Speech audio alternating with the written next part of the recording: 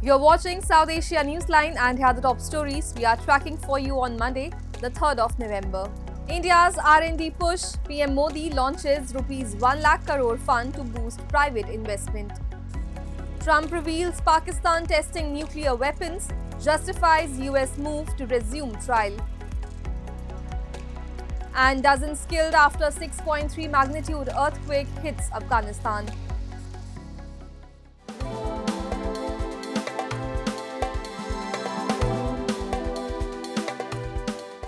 And now for all the details. Speaking at the Emerging Science and Technology Innovation Conclave 2025, Prime Minister Narendra Modi underlined India's rapid rise as a global innovation powerhouse. PM Modi also said that India is no longer just a consumer of technology, but a pioneer of technological transformation. The Prime Minister spoke about the creation of the Anusandhan National Research Foundation to strengthen university-based research. He also launched a 1 lakh crore rupee Research Development and Innovation Fund aimed at promoting private sector-led R&D in India. He said major strides are being made in sunrise sectors such as green hydrogen, quantum computing, deep-sea research and critical minerals. He highlighted that India has now emerged as the world's third largest startup ecosystem, with more than 6,000 deep tech startups working in fields like clean energy and advanced materials. With the government's renewed focus on innovation and technology, India aims to position itself at the forefront of global knowledge economy. पिछले दशक में हमारा आर&डी expenditure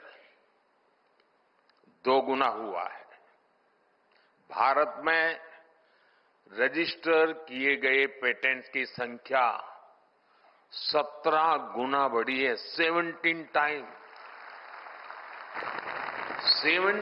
times का increase.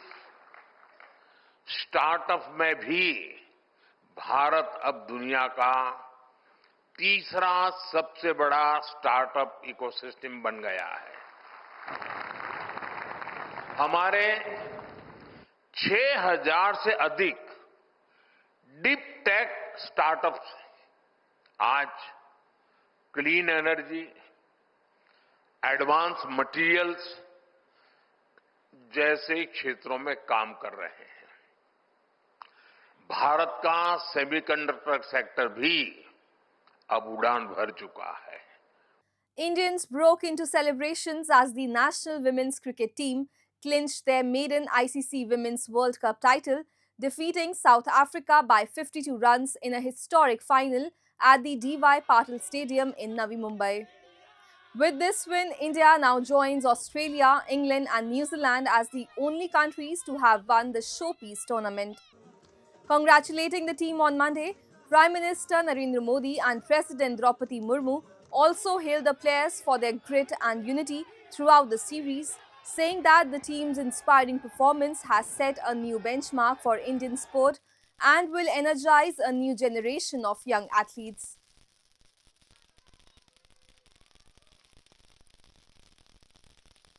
मुझे पूरी team पे पूरा विश्वास था। हम लोग जब छठा विकेट गिरा था साउथ अफ्रीका का, तब से यहाँ पे इकट्ठा हुए, हमें विश्वास था कि हम डेफिनेटली जीतेंगे। हमारी टीम कितनी भी दबाव में होगी ना, वो झेल जाएगी। और हमारे लड़के जीते हैं, वर्ल्ड कप जीते हैं, वर्ल्ड चैंपियन बने हैं, चैंपियंस ट्रॉफी जीते हैं, वैसे ही हमको एशिया कप जीते। वैसे हमें पूरा विश्वास था कि हमारी लड़कियां पूरी तरह जीतेगी। जीत हमारे भारत की ये पहली बार इंडिया जीती है, 25 वर्षों में पहली बार जीती है। हमारे लिए बहुत गर्व है, पहली बार हमारी विमेन जीती है। ये और भी अच्छी बात है, तो हम लोग और खुशियां मना रहे हैं, आप देख सकते हैं। Moving on, US President Donald Trump has claimed that Pakistan is among countries actively conducting nuclear weapons tests alongside Russia, China and North Korea. In an interview with CBS News, Trump said the US will resume nuclear testing for the first time since 1992, asserting, "We are going to test because they test."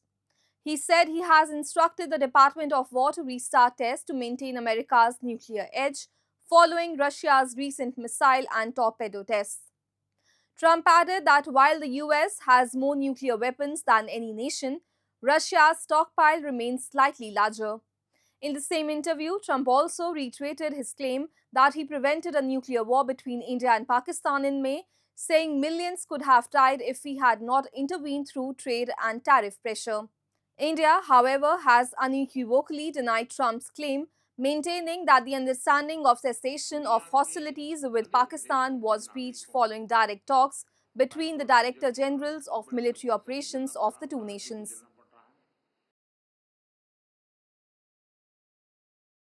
Families woke up terrified after a powerful 6.3 magnitude earthquake struck early on Monday near Afghanistan's Mazar-e-Sharif, killing at least 20 people and injuring about 260, with the death toll likely to rise, according to the Afghan Taliban Health Ministry.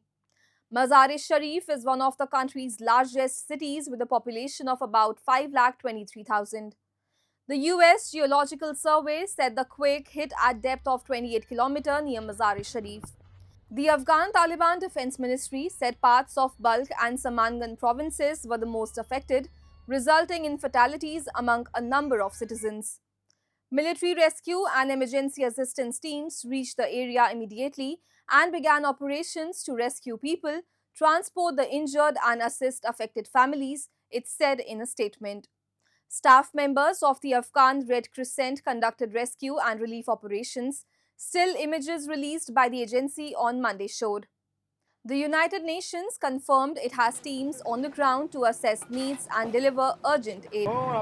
Afghanistan is particularly vulnerable to quakes as it lies on two active faults that have the potential to cause extensive damage. The country's ability to respond to natural disasters has been further disrupted by a shortage in international aid following the Taliban's successful takeover in 2021. زلزله اهالی ساعت 1 بجه شروع شده بود. بسیار تکان شدید داد که حتی ما دروازه را باز کرده نتونستیم. سه پیره همین قلفه که دروازه را که باز میکردیم ما را گرفت و طرف انداخت. دیگه حدودی 15 ثانیه خوب تکان شدید داد. دیگه برآمدیم که بیرون خاک است، چنگ است، هیچ معلوم نمیشد. یک والده ما اینجا زیر چوب دستک شده بود، دیگه یک بیادر ماده بود زیر مانده بود. با کمک همین اهالی قریه، جوانای همین شهر منطقه ما همون را نجات دادیم. فضل خدا در شفاخانه است. ینگیم اونا در داخل خانه بود، آره که شدم و یک نفری ما گم است. خیلی پالیدم نیافتم، با سعی کردیم در زیر خانه مانده، بیچاره و شهید شده بود. تازه عروسی هم کرده بودک. And in a setback to Nepal's interim government, the country's Supreme Court on Sunday issued an interim order against the government's decision to recall 11 Nepali ambassadors from various countries, including China, the US, Britain, and Japan, appointed by former PM KP Sharma Oli. The top court concluded that the decision could affect Nepal's relations with the host countries and questioned the necessity and justification behind recalling only 11 ambassadors. In seeking the removal of the envoys, the government said it was not satisfied with their performance. Following the court order, the Nepal government will not have authority to return the ambassadors immediately. Appointed with backing from Gen Z protesters, the interim government led by Sushila Karki is tasked with holding fresh elections to the lower house of parliament by 5th of March. The deadly Gen Z protest, held early September this year, took lives of around 76 people and more than 1,300 injured that led to the removal of former Prime Minister KP Sharma Oli.